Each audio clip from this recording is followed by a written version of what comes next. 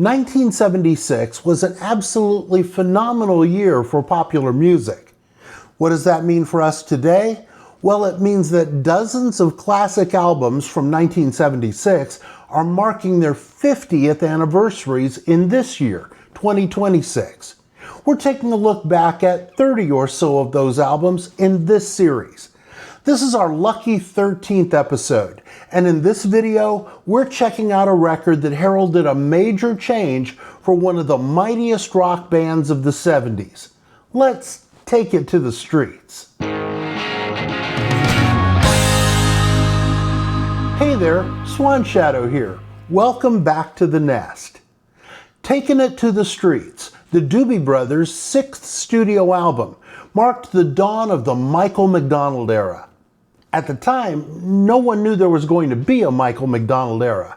But what had happened was, McDonald had been a last-minute fill-in for Doobie Brothers lead singer Tom Johnston on the band's preceding tour, as Johnston was sidelined by stomach ulcers and other health concerns.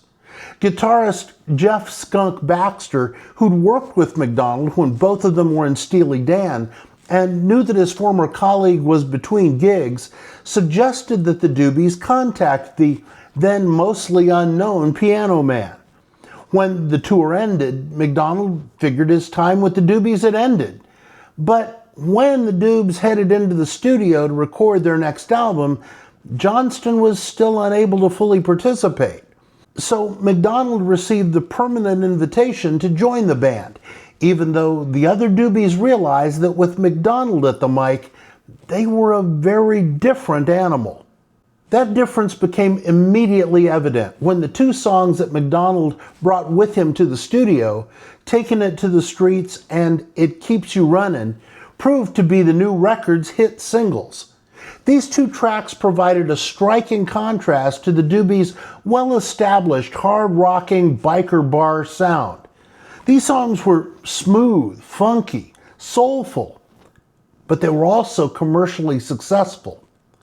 And with that, the Michael McDonald era had begun.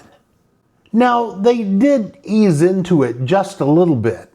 The opening track on Takin' It to the Streets, Wheels of Fortune, sounds very much like classic Doobie Brothers, as well it should. It was composed by the Doobies' primary songwriters to that point, Tom Johnston and Patrick Simmons, along with drummer John Hartman, and features both Johnston and Simmons on lead vocals.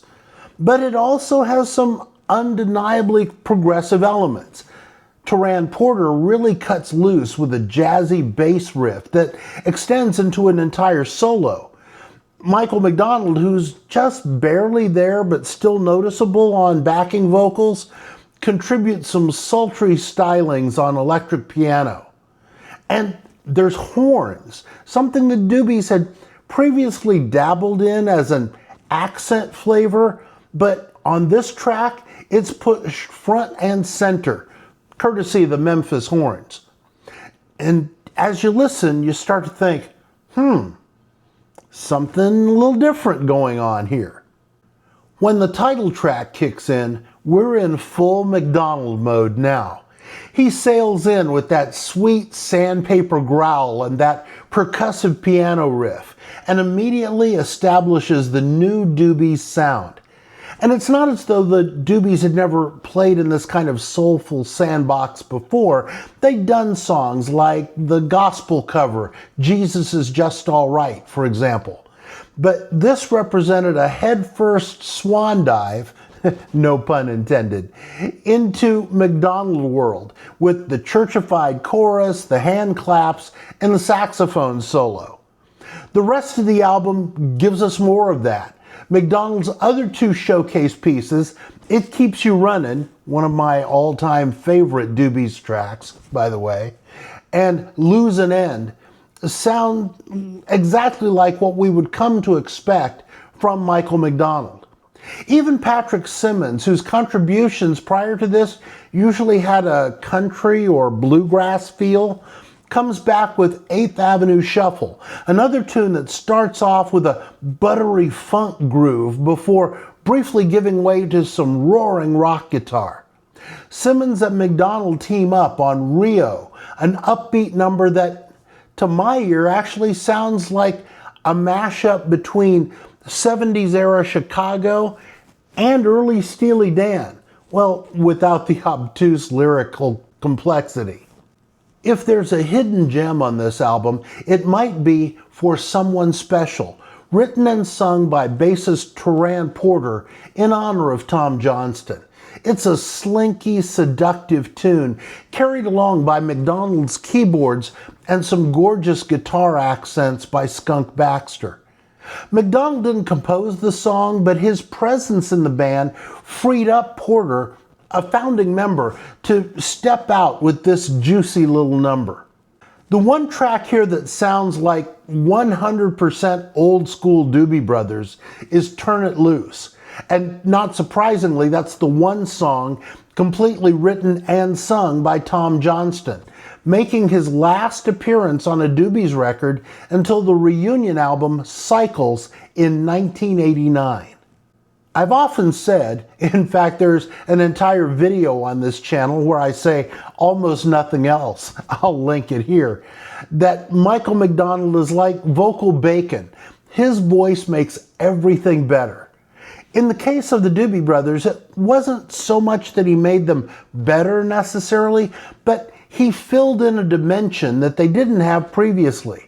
That dimension sold a ton of records and brought the Doobies a host of new fans, while at the same time alienated some of the fan base that they'd already built.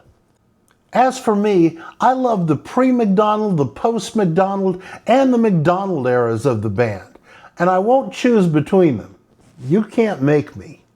So what do you think about Taking It to the Streets and the changes that it brought to the Doobie Brothers? Let me know in the comments below.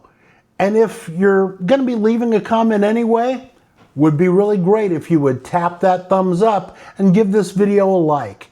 And subscribe to this channel so that you can continue on this journey through these wonderful albums from 1976 that are turning 50 years old this year. Can you even believe that? I sure appreciate your support as well as your watching. I'll see you when I see you. Until we meet back here in the nest, please be well and please do well by everyone you meet. And you know I'm going to ask, is there gas in the car? Yes, there's gas in the car.